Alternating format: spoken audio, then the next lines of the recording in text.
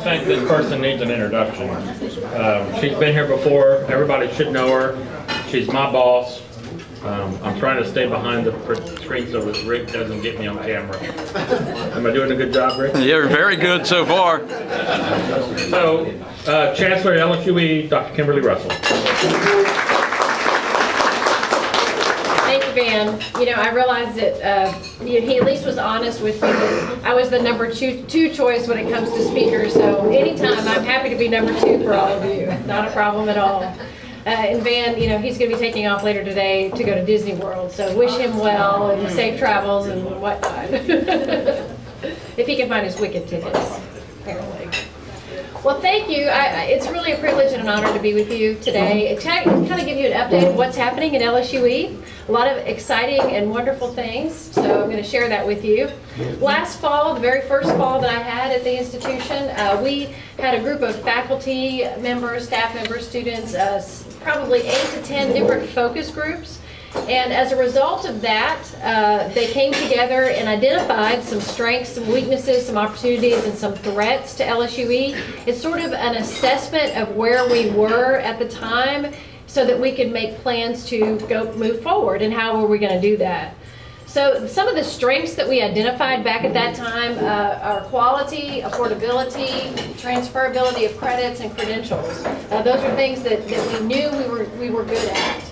Some of our weaknesses were we were lacking in our marketing area, we were lacking in our recruiting, enrollment services area, and as far as awareness and collaboration with our local K-12s. We knew we had some weaknesses in those areas.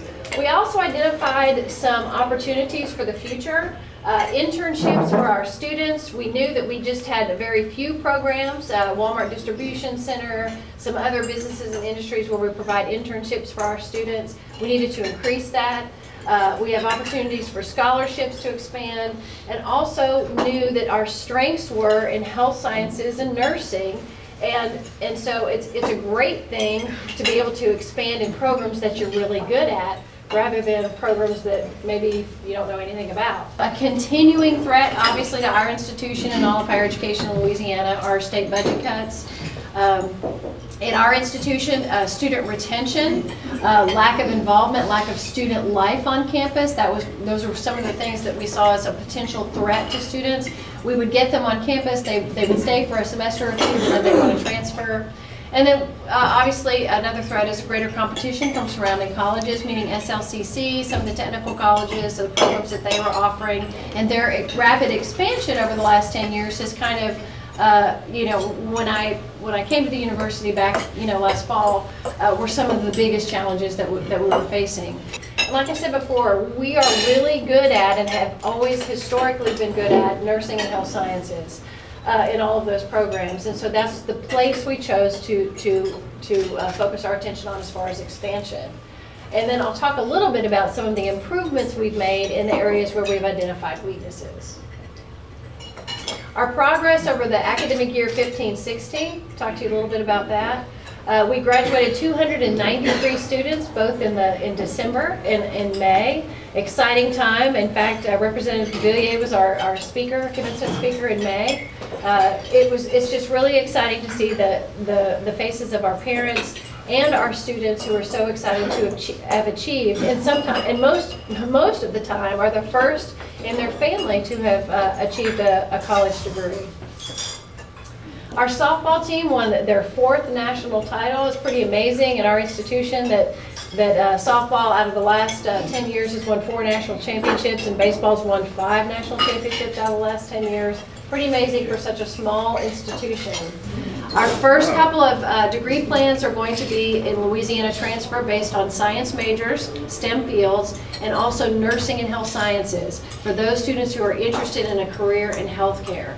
We will be expanding those different pathways to other types of careers, but these are just the pilots that we're going to begin with. Our fall enrollment highlights, just to share with you, last fall our head count was 2906. It was almost 16% increase from fall to fall from last fall. at 2508. We had one of the largest freshman classes in our history. It was up 20% from 2015. In our dual enrollment, we're seeing a huge increase of nearly 80%, 79% of 499 students. That trend, folks, is continuing this spring. We have over 550 students now registered in dual credit with about 16 different school districts, including University High School at the LSU campus in Baton Rouge. The students that are starting there now as sophomores will be graduating in a couple of years with associate degrees when they graduate from U High. We did have a hiccup, as all of you know, with the flooding. We had to extend our registration. We had to extend our payment due dates. And it was kind of a bumpy ride for us. We had a management kind of debacle, I guess, with Bingle Village. We were overbooked by 24 to 30 students. We fortunately, Tamar came to our rescue, provided 4 trailers for students for temporary housing for the fall semester. And I'm pleased to report it went very well as could be expected considering all of the issues surrounding the start of the semester.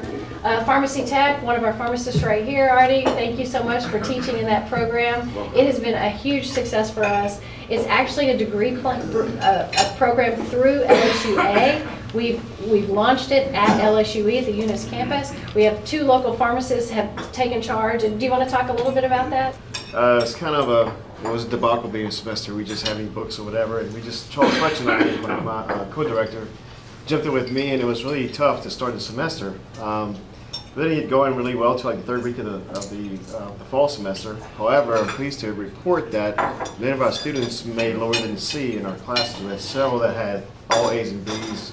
I think we had any 4.0s, but real bright students in our classes, and really forward to starting our next semester tomorrow with sterile compounding and aseptic procedures, where we bring them in like hospital settings and do the lab with them. Advanced pharmacology, which will take them to another level of learning the drug names and how they work, and also disease stages of pathophysiology. We do have a lab incorporated with that and over-the-counter medication. So we try to give a broad range of what's going on, and I do have a plan. Outing my students on March 1st. I'm going to take them to Baton Rouge to the Board of Pharmacy meeting and show them the students how the Board of Pharmacy interacts with us as pharmacists and rules and regulation and promulgation. So we try to expose these students to everything that pharmacy has to offer. So again, it's big planning and it's a big job, but I really enjoy teaching and I enjoy the faculty, my associate faculty and our dean, who's been so gracious to us and allowing us to have different facilities and classrooms to disseminate information to these students. And it's going really well. We look forward to expanding it in the near future. So. We're also exploring an EMT certificate program with a potential partner of Acadian Ambulance. That would happen mid-semester this spring if that does occur. Dottie's also working on an athletic training program. We hope it's in a collaboration with the LSU main campus. That's a really popular program for students, obviously on the main campus with the strength of athletics, but with the strength of our athletic program as well. Jeff Willis and our coaches are all in desperate need of athletic training and athletic training students who can serve as assistants for those teams. So really excited about that program. Also hired a new director this past fall, Ray Bertucci. He is a director of information technology over all of those programs. We had a real need, particularly in the Lafayette area, for jobs in cybersecurity and some other IT-related fields. He is in the midst of developing some of those programs, one or two to be launched in the fall of 2017. So we're really excited about that.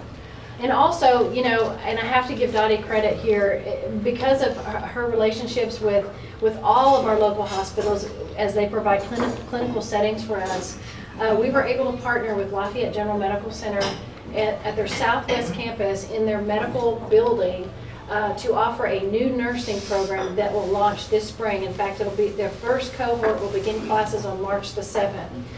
We are kind of confined in our health and technology building. We currently accept one time a year in the fall semester a cohort of nursing students, and I think that's 60 students. Is that right, Dottie? 60 students. This is going to allow us to eventually double the number of nursing students that we can take into our program. We've already been approved by the State Nursing Board and very excited about this facility. About 6,000 square feet. state-of-the-art facility. It's actually going to look new by the time they're finished with it. We're providing faculty, we're providing equipment, and we are ready with a selection of a cohort of 20 students already that will begin in March. So it's really an exciting venture, something we've not done before. But it's looking for growth there. We're hoping in the next couple of years to have about 80 students at that location so that we have 2 selections a year, once in the fall and once in the spring.